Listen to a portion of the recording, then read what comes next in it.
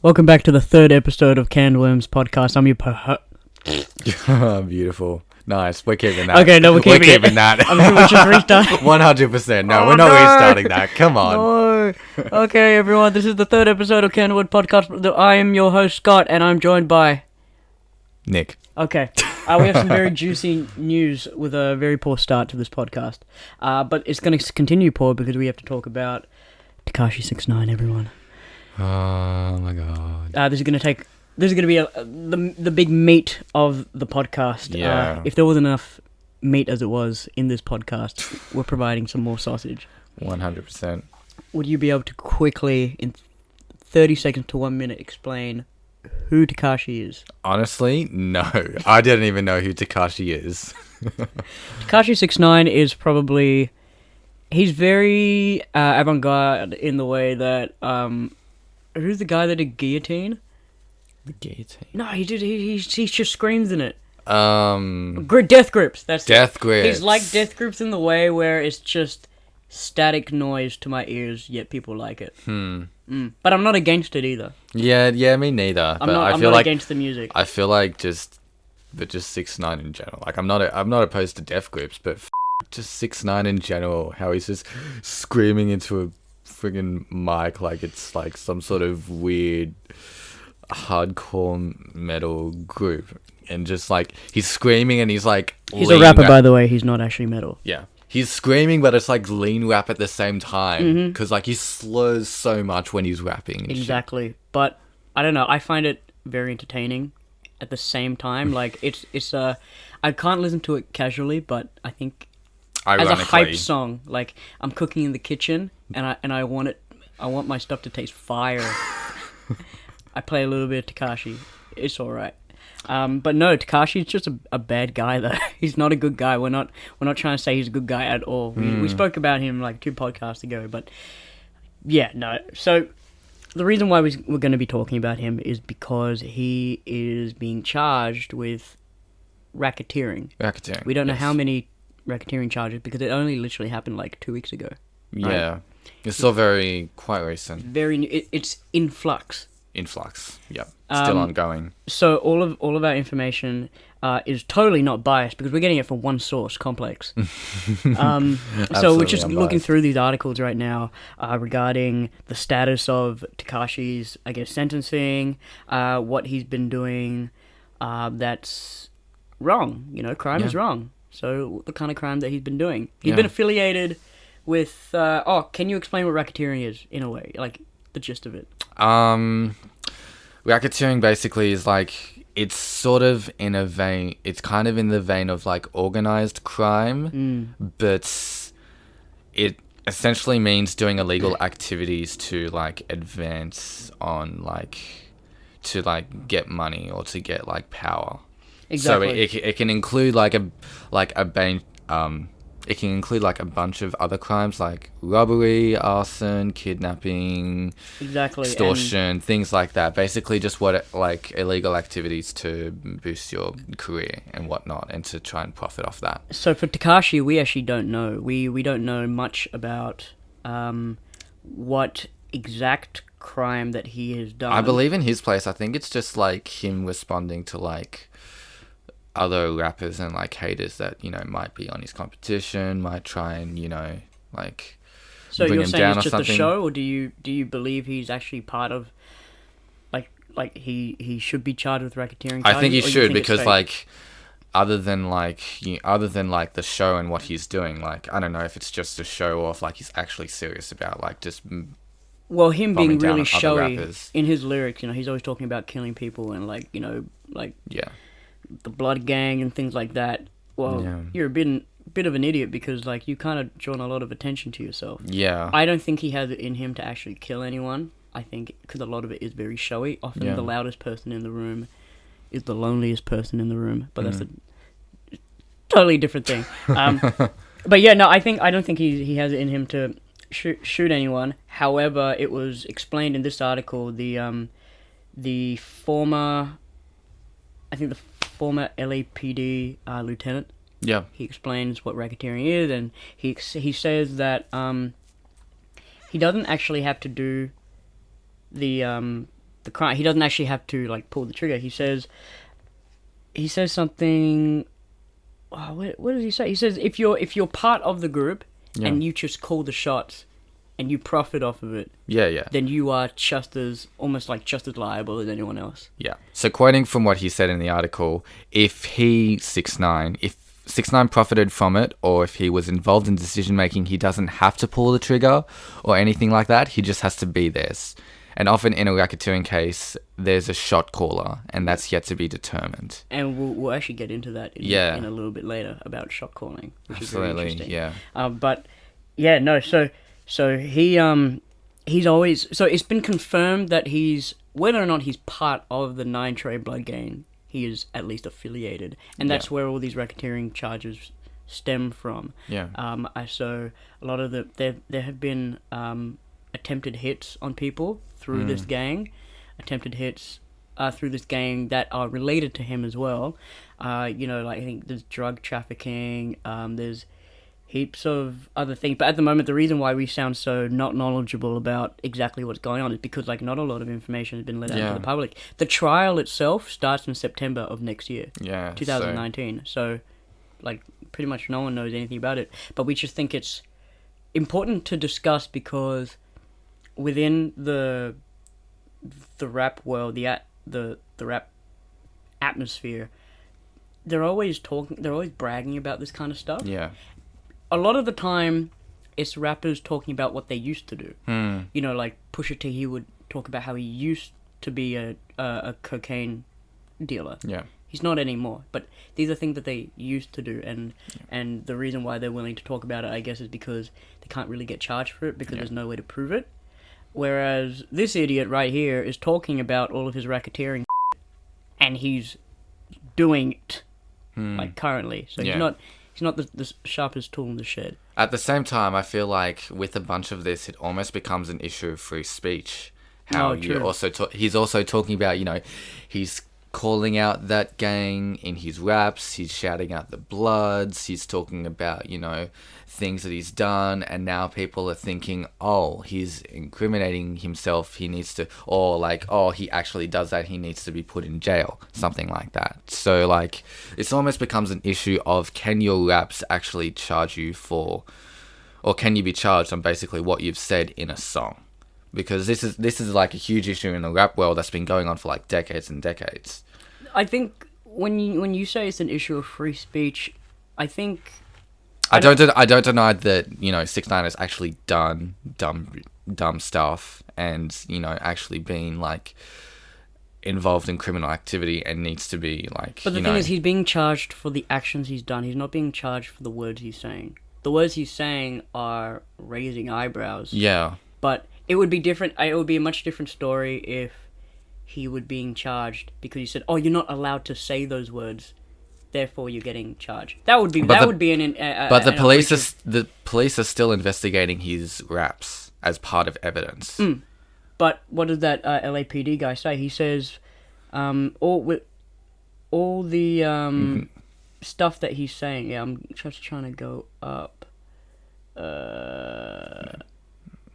Where was he? There. Yeah, he's always calling out Treyway, which I think is the Blood Gang, right? Yeah, which is that sect of the Bloods. He's calling them out on social media. Is that enough evidence for them, for district attorney to directly tie him in with the group's criminal activity? No. Yeah. Just because you say it in a song doesn't mean you are doing that thing. However, what the guy says here is that if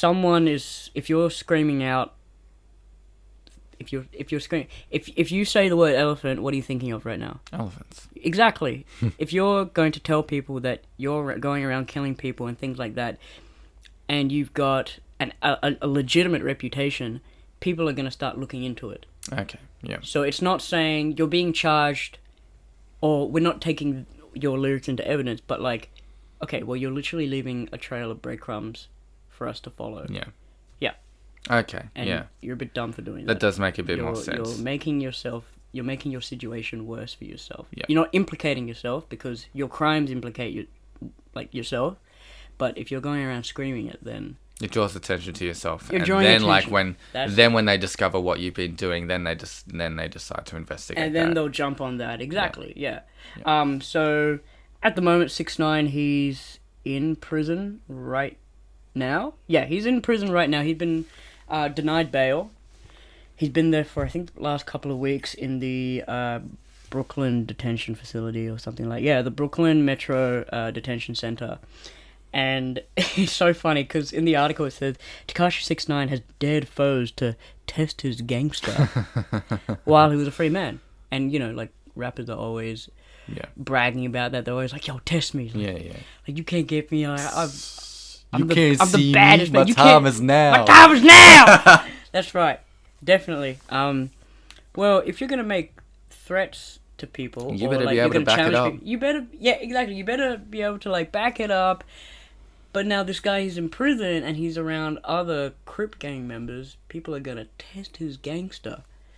And that's exactly what happened. Well, yeah, I think he got confronted by some Crips in prison. Yep. Recently, and there was a bit of a kerfuffle. I don't know if there was a fight. That's not released, but there were a lot of threats on each other's lives and things like that. And he's actually been transferred to a much nicer prison. But before we get into what the new prison is, I think his lawyer had to let people know that 6ix9ine was being threatened in jail. However, he was not scared, nor did he request being removed. The Bureau of Prison was acting upon these threats and removed him to a different facility to eliminate the threat.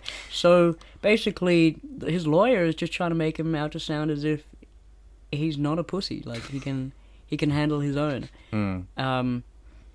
But there's a big issue. There's a big conflict right here because the new unit, the new facility, is a facility that is known for holding witnesses who strike deals with the feds. Oh. If you found yourself in a position where you were being charged for murder, racketeering, like any horrible crime that involves other people, and you could implicate other people if you made a deal, would you take that deal? Would you make a deal with the authorities to get yourself out of prison or make your life a lot better and bring other people down? It's very situational. I guess it depends on what you're doing, and it depends on like the people around you. Will you if they're like actual ride or die people? This is a yes or no question, Moisa. I feel like you're going around it. You don't want people to know you might be a snitch. Okay, you know what? I'm gonna say yes. Implicate me right there, boys. I think you've kind of ruined any chances of you being in a gang. Oh, well. You're not allowed to be in a gang because everyone knows you're a snitch. Man, I really wanted to join the gangs, man. Why you gotta ruin me like this? I wanted to rap about it as well. Yeah, so unfortunately, Moiso will not be in the headlines. He's not cool enough to commit crimes. Yeah. That's right. Well, I don't know. Would I let my boys down? Would I rat them out? Hundo P, I would. Yeah. Definitely I would. Yeah. I mean, like, because he's being faced with a mandatory minimum, and I'm using quotation marks right now, mandatory minimum serving of 32 years. 32 years. And the retired LAPD guy said, that doesn't mean anything. Mandatory minimum of 32 years is what the book says, but... It's what the judge will do unless the prosecutors can... Negotiate.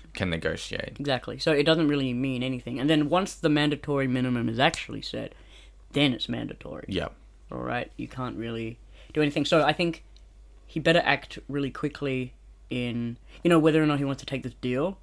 Because, they always show, like, in the TV shows and the movies, like, you've got 24 hours. So you've got like a set number of time. Yeah. A set amount of time to, I guess, agree with the deal or cooperate, or, if the feds think that you're withholding information, they can either take the deal off the table or just make your life a lot harder. Yeah. And I think it would definitely be in 6ix9ine's best interest to take a deal.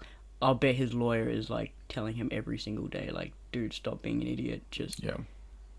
Yeah, because for the greater good. Now, these guys don't care at all about the greater good. Yeah. But for us Christian boys out here, we would like him to take the deal because while, yes, a bad person gets out of prison sooner or whatever, or doesn't serve their sentencing, like so many other people go down. Yeah. That should go down. So once again, it's just this another moral dilemma that we're faced with. Yeah. What more does this article have to offer? I think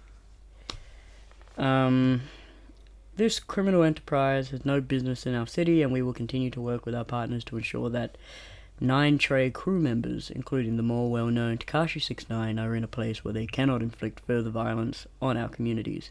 Fair enough, yeah. Fair enough. Try and get them off the streets. Try and get them away from, robbing and just bullying people around them. Yeah.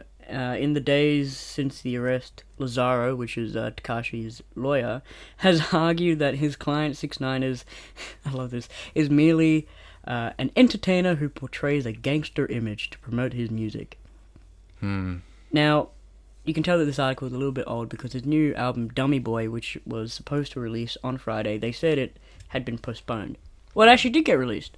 Anyway. It did get released. Yeah, I don't think it was on Friday, but it did get released, I think, a week or 2 weeks after the article. The article is dated November 23rd. Yeah, right. Exactly. Yeah, I think it came out last week.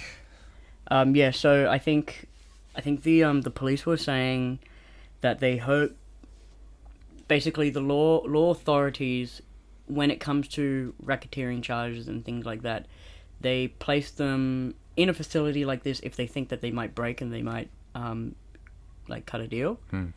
And that's how he said that's how just law enforcement works. They rely on cutting deals with these criminals, things like that. Like we said, it's an ongoing story.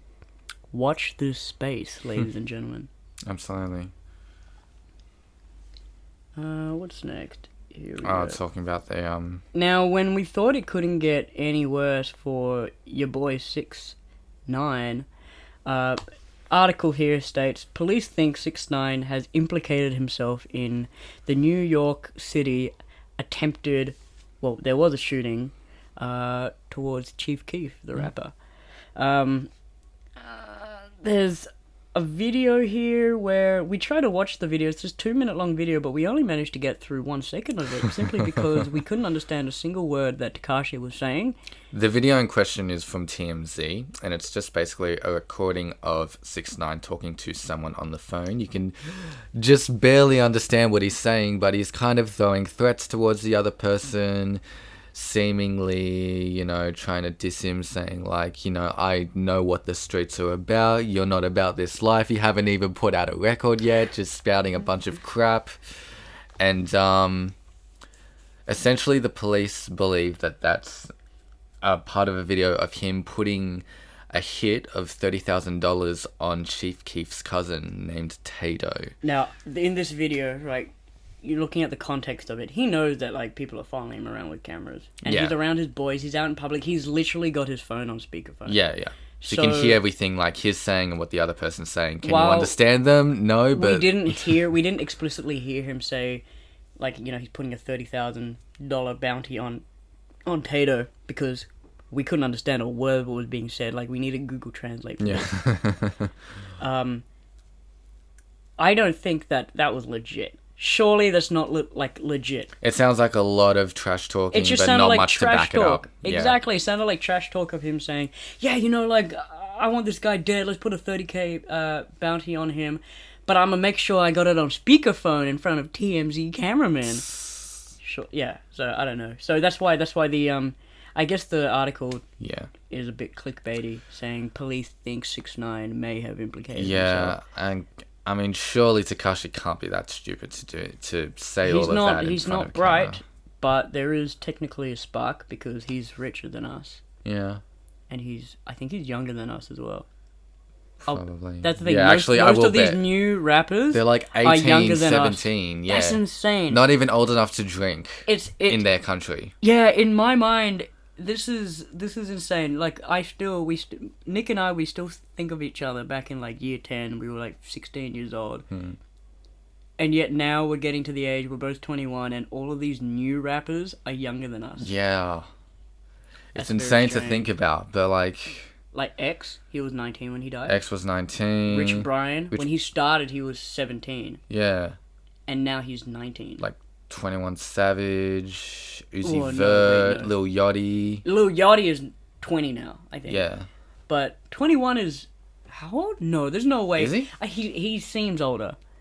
He seems older, I think, 21 Savage. I think, yeah, he does seem a lot older. But I know Lil Yachty is pretty young. He's got the worst diet. I've watched these videos of Lil Yachty where he literally only eats pizza every single day.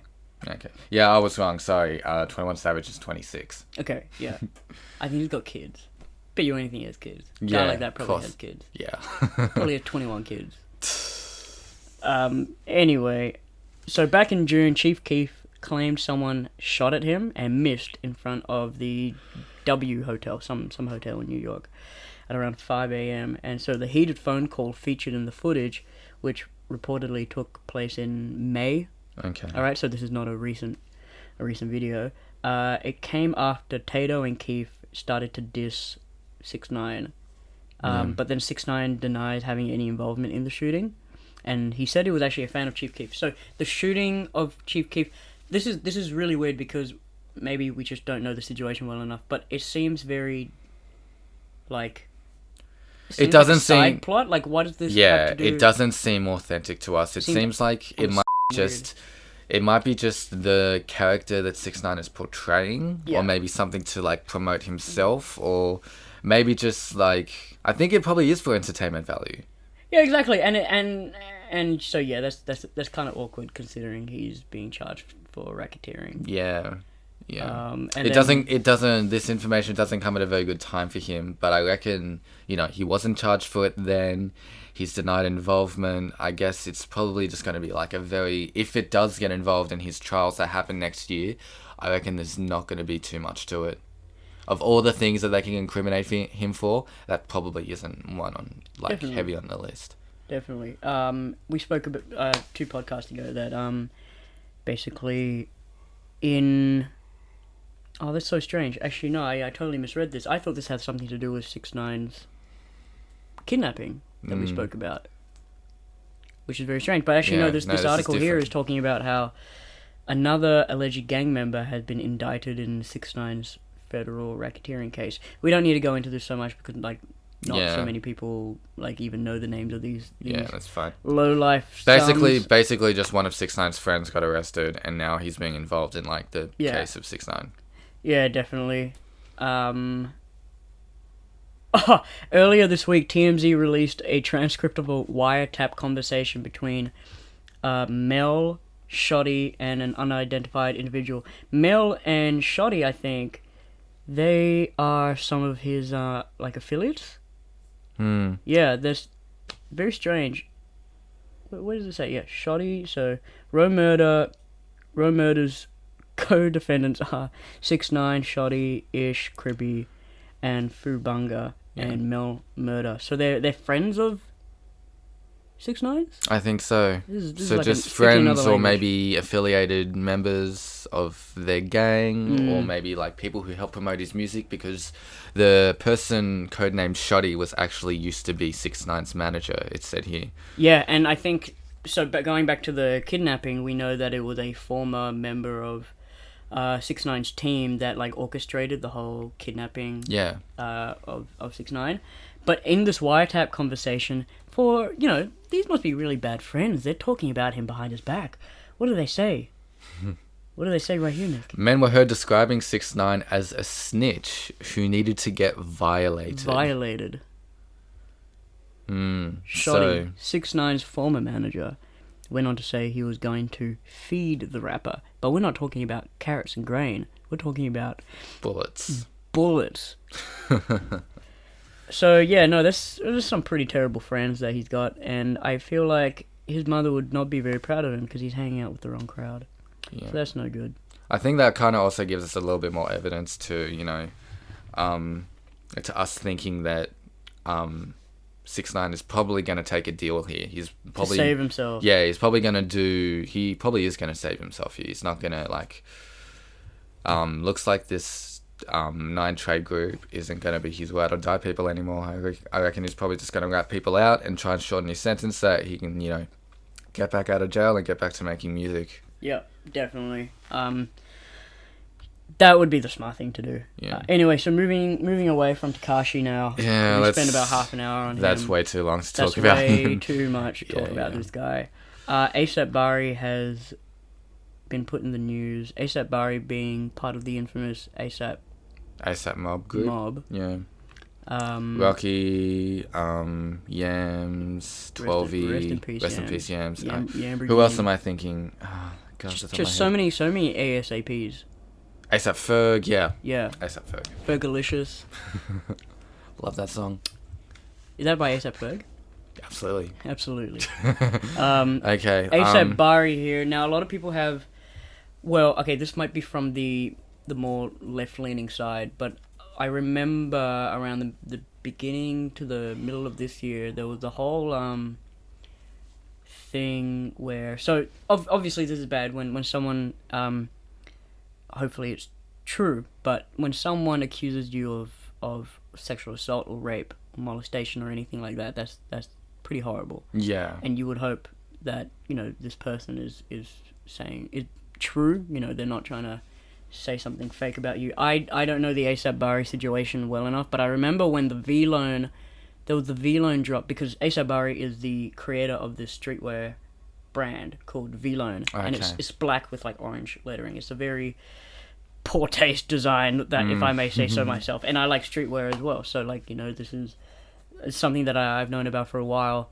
And I think he came out with a black Air Force One where all the stitching was orange, and I thought that looked really, really good. Oh, yeah. But I think there was a lot of backlash when he did the presentation himself or something like that, because he was being accused of rape or sexual assault or something like that, and I don't know if it was true or not. I haven't seen it, but I think the charges back in August, they got dropped or something like that. So I don't know how much evidence there was or anything like that. He sued the woman that tried to sue him for defamation and things like that, which is classic celebrity lawsuits and things like that. But yeah, a lot of people weren't happy with his release of V-Lone. He was continued to be supported by Nike and things like that, despite these sexual allegations. It's the same idea with Harvey Weinstein? With Harvey Weinstein. Well, Harvey Weinstein, that's everyone knows that Harvey Weinstein was it's a different case. It's a different case because there's a lot more evidence for that. ASAP Bari, I don't know, but it's more like, say, Johnny Depp. Yeah, Johnny Depp, I think, is a little bit closer because it's a little bit more ambiguous in terms of evidence, yet he still gets the part of Grindelwald in the new Fantastic Beasts movie, and people aren't super thrilled about that. So, he did lose the role of Jack Sparrow in the Pirates of the Caribbean series because of that, though. Oh, is that why on Netflix? Oh. Yeah. Oh, that makes way more sense. It turns out they're still gonna make more Pirates films. But no more Jack Sparrow, no more Johnny Depp. Well, talking about ASAP Bari. Barry. ASAP Baz. ASAP Baz. Man, that'd be such a cooler rap name. ASAP Baz. Yeah, it's just some guy out from just some Campbelltown lad. Yeah, C-Town, ASAP. With his C-turns and slash into T. Definitely. Anyway, back to Bari. He's been found in accused of possession of drug paraphernalia and possession of a controlled substance. So he's been released from prison on a $25,000 bail. Nothing really insane, but I think there was this little passage here that relates to Kanye. It says back in September, Kanye West has he temporarily paused his public embrace of fascism. So this is just complex digging into Kanye support, Trump support. I think we can tell that this is a left-leaning journal. Yeah, complex. Kind of like complex. That. Yeah, always have been. West. So he wanted to chime in on Bari and the late XXXTentacion. Kanye did not mention the video of Bari that surfaced online, that Bari later said was misleading. Okay, I actually have no idea what the article is going, so sorry for wasting your time. Let's just but this whole podcast, I feel like, is a waste of anyone's time who listens to it. Yeah, absolutely. What are you doing here? Go do something else. Kanye says, Bari challenged me when no one else did, and when he got in trouble, I was scared to say he was my friend, just like I did with XXX, and that was some on my part. I let the perception and the robots control me. That's the true sunken place. So this is Kanye once again, just, I don't know. You never know with Kanye. It's hard to know where his mindset is coming from anymore. He's so not black and white anymore. No, like, even if you understood the context, you still wouldn't be able to understand. You still can't understand him. He's so unpredictable in what he's trying to do now. But the next tweet is truly strange and bizarre and confuzzling because he says, Bari, I appreciate your perspective and vision. All right, that seems normal. You brought me closer to Rocky too. Well, when have Ye and Rocky collaborated? Yeah, I can't remember a collab. I can't think of a collab that they've done Surely, maybe together. they're friends. Like everyone's friends with everyone, but yeah, I think they are because like they're probably friends, but I haven't. Yeah, he succeeds it with Jedi's never let perception and cancel culture get between. Jedi's never let perception and cancel culture get between them. Cancel culture. Yeah, so you know the culture of like canceling on your friends when you're like, hey, you want to get a bite to eat, and then they message you 5 minutes before being like, nah, bro, I got to cancel. I slept in or something. I have no idea. Okay. I thought it was cancel culture like boycotting. Like yeah, for someone, sure. like for that someone makes who way more hasn't. sense. I think it makes more sense for Bari because like he's V-Lone brand and people just not liking. Not wanting him to be like a collaborator with, Kanye and be selling with Nike rather, not Kanye, and like be selling things while, there are rape allegations against him. I think that's what he means by cancel culture. But Kanye is very well versed in cancel culture because he really likes postponing his albums. That's so true. He does indeed. We'll get into that a little bit later, but then I think this is, I guess, the only like positive bit of news that we're coming across. The only like this one. Actual music related stuff. Proper music. Like not just talking about artists and like their outside life. Like we're actually talking about music now. Here. And we'll go into this in another podcast because I think we're going to review this one. Yeah. Meek Mill. When did he get released from prison? This year, wasn't it? Yeah, it was only a couple of months ago, I reckon. Yeah. And he's come out with a new album called Championships. We know that he's recently rekindled his friendship with Drake. Yeah, and that's always good. Drake brought him out in a concert one time, I think a couple of months ago. Okay, that's good. So that was good because you know a lot more about the beef between Meek Mill and Drake. I'll give a basic. Yeah, go in depth as well because a lot of people don't even know this whole thing and they're household names at this point. Yeah, Drake so be as Drake would be definitely so. I won't go too in depth, but I'll explain like everything that was going on. So Meek Mill and Drake were actually they were kind of close collaborators before they started beefing in 2015. So the main point of their beef was in a song that they did together called Rico. And after that song was made for Meek Mill's album, Meek went on Twitter to accuse Drake of using ghostwriters and a reference track to record that song. And was also pointing out ghostwriters and reference tracks that Drake used on his mixtape of that same year. If you're reading this, it's too late. If you remember the really famous song that Drake dropped, Running Through the Six with My Woes, also known as Know Yourself. That's my favorite album, by the way. Yeah, I definitely say so too. A lot of people disagree. They would say it's a great album, but a lot of people would pick like Take Care or something. But for me, that was the year we graduated. Yeah. And so that was like the perfect like summer vibe when we finished high school and stuff. Yeah, it definitely was. So Meek Mill was calling out Drake for using ghostwriters, Quentin Miller especially, being one of Drake's friends and someone who ghostwrited the tracks such as Know Yourself. Then Meek Mill came out with a diss to Drake called Wanna Know. And then Drake clapped back with Charged Up, and then the all-time famous Back to Back, which was where people really thought that Meek lost his career there. But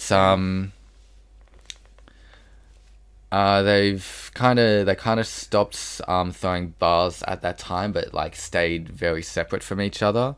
I know that Drake did send like a couple of accusations back in 2017. Like I remember like from Free Smoke. It's been forever. Yeah. Oh, Free Smoke. He was like remember like the very last bars of that where how was going how you going at the boy making ghostwriting rumors turn you into a ghost. Still kind of throwing shots at Meek, but I don't think Meek was throwing anything back. No, well, he was probably in prison. Yeah. Meek did actually go to prison. I don't know if it was last year, wasn't he? Yeah, but he's been in and out. He's been in and out like 5 times. Like there was I watched this video on it but the video said that a lot of the times that Meek went to prison for, I think a lot of them were justifiably going to prison, but the prison sentencing, like the length, wasn't super justified. Anyway, we won't go into that. We're going into his new album that just came out. Now, it's got a lot of features on here. There's 19 tracks, right? Yeah, there's 19 tracks. And only 6 of them have no features. Yeah. So, who does he have on his album? On his album, he has... The notable features he has on his album is... Fabulous, a classic rapper there, Cardi B, Rick Ross, Jay-Z, Future, Young Thug. Drake is on this album as well. They've completely rekindled their relationship. They're back on a track together, which is good to see. But then you were worried about that because that's how they had beef in the first place. That is how they had beef in the first place. But it looks like things are, Drake has completely like gone away from his short stint of using ghostwriters, and he doesn't like consider himself like that. And like I used to be back in that time, I used to think, oh, Drake always uses ghostwriters, but I think he's a little bit more authentic now. So I don't think there's going to be any more problems between them. Hopefully not. Touch wood. Definitely. Other features include Kodak Black, 21 Savage, Jeremiah, P&B Rock. I haven't heard Jeremiah in so long. Yeah, and a few other smaller features there. Nothing too controversial. I'm definitely keen to listen to it. Look, my gut feeling is it's not going to sound amazing. It's a style that we're not exactly used to, I'd say. But I'm still very keen to listen to it. Yeah. Purely for the, I guess, for the culture. But like also I think news, I'm keen to listen. Yeah, I'm keen to listen to it to see like his perspectives on like his prison sentencing, and maybe he talks about like friendship reparations. Yeah, that would like be fixing his relationships with Drake and like with other rappers, and like just the state of hip hop and also black culture in America as well, which I feel like is very important to go into. So we're definitely going to be looking forward to making a review of that. Now, Jay-Z, as you said, was one of the features, and he was in the song What's Free, which also featured Rick Ross. Rick was in that, but like the reason why this one is of importance is because he actually mentions Kanye into it. He mentioned Kanye in it, and now so there's this set of lines where he says, "No red hat, don't Michael and Prince me and Ye." So Michael and Prince, Michael Jackson and Prince, yeah, of course. And then me and Ye, Jay and Ye, obviously referring to like the partnership they have together, just like the Throne. Watch the Throne was just an unbelievable album. That was all good. But they separate you when you got Michael and Prince's DNA. I ain't one of these house fellas you bought. My house like a resort. My house bigger than yours. My spouse, come on, man. My route better, of course. So my spouse, I think he meant my spouse. Yeah, so Beyonce, of course. But like, so basically, people mistook that. Nick and I, we didn't think that this was like a call out for Kanye, but people actually genuinely thought he was calling out Kanye. As soon as Jay mentioned Ye's name, like people thought he was calling him out. Yeah, people. And we know back in July when he did that whole like he went off his head, calling out Jay-Z when he was on stage. He was talking about, I don't know if it was specifically that time, but back when Kim got kidnapped. Yeah. Right. Kanye was so frustrated with Jay because he said, "Oh, Jay, you never called me up to ask me how. You never came around to the house. You never called up. You never asked how Kim was. You never asked how I was, how the family was. Like we used to be brothers, and now you're not really there for me anymore and stuff." Yeah. So they did have beef for a while, and now they're trying to rekindle it again. So this is another.